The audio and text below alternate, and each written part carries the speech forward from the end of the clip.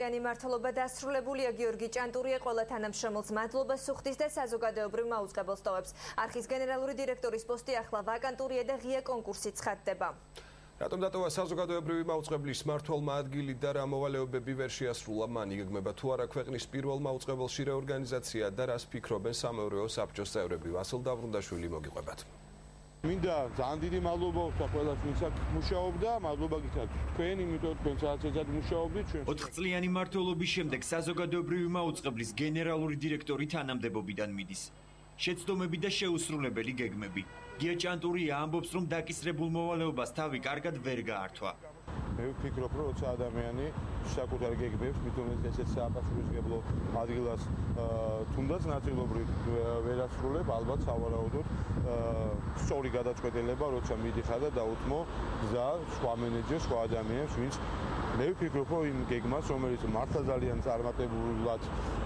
წარმატებისას, ასე ვთქვათ, საწინდარი შეიძლება იყოს ამ მაუწყებლის, განახორციელებენ სხვები.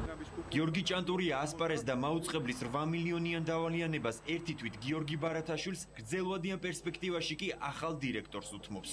ეხლა ამ ეტაპზე თანამდებობრივ მოვალეობის შემსრულებელი ალბათ დიდი რეორგანიზაცია როგორც ეგეთ არ იქნება, მაგრამ რაღაც დონეზე მივაიმპე რომ ახალ დირექტორს დავდეს ალბათ დაგეგმებაში ბიუჯეტი. გადადგომის შესახებ განცხადება გუშინ დაწერა.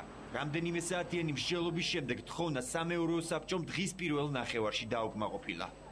სამეურვეო საბჭომ დააკმაყოფილა მისი განცხადება, დანიშნა მოქმედი კანონმდებლობის საფუძველზე დროებით მოვალეობის შემსრულებელი, ეს გახლავთ გიორგი ბარათაშვილი, მაუწყებლის ტექნიკური დეპარტამენტის ხელმძღვანელი. მოგვიანებით სამეურვეო საბჭოს თავმჯდომარემ განმარტებები ტელევიზიაში არსებულ მართვის კრიზისებს გააკეთა. გახელაძემ ჭანტურიას წასვლის შემდეგ გაბერილ შტატებზე აზრი მედიასაც გაუზიარა. ჩემი პირადი მოსაზრებით წინა წლებში ცოტა გაიბერა საშტატო რიცხოვნობა და სარგოების რაოდენობა. სამეურვეო საბჭოს წევრებმა დღესვე მაუწყებლის მომავალი წლის ბიუჯეტიც დაამტკიცეს. ახალი ბიუჯეტი კი სავარაუდოდ არხზე კადრებისა და ხელფასების შემცირების მიზეზი გახდება. მაუწყებელმა გიორგი ჭანტურიას ვაკანტურ თანამდებობაზე კონკურსი უკვე გამოაცხადა. მსურველებს განცხადების შესატანად ვადა 20 დეკემბრამდე აქვთ. ეხლა ამ წუთში წავალ სახლში, შევკრიბა ბავშვებს, რომლებიც მრავლად უყავს და ამ 3 წელზე მეტის მანძილზე რაც ვერ შევძელი, რომ წესიერად მოუფერებოდი და დრო დამეთმო, მაგათთვის ყველასთვის და ყურადღება, რამოდენიმე პერიოდი მათ დაუთმობ დროს.